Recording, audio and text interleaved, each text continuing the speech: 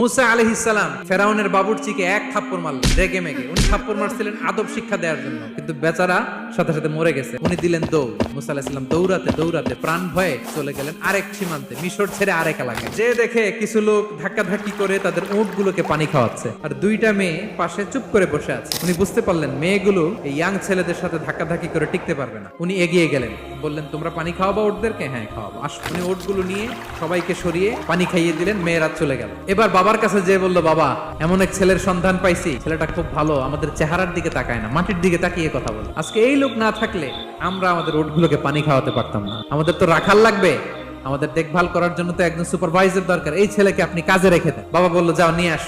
মেয়ে দুজন যে বললো আব্বার কাছে চলেন, আব্বা আপনার কথা বলবে, আপনার সাথে আলাপ করবে। মুসা আলাইহিস সালাম বললেন ঠিক আছে, তোমরা পেছনে পেছনে যাও, আমি তোমাদের আগে আগে যাই। তোমরা আমাকে বলবা যে ডানে না বায়ে না সামনে। মুসা আলাইহিস সালামের নজর যেন তাদের দিকে না পড়ে। মুসা আলাইহিস সালাম বললেন আমি আগে যাই, তোমরা পেছন থেকে বলো ডানে না বায়ে, কোন গলি, কোথায় যাব।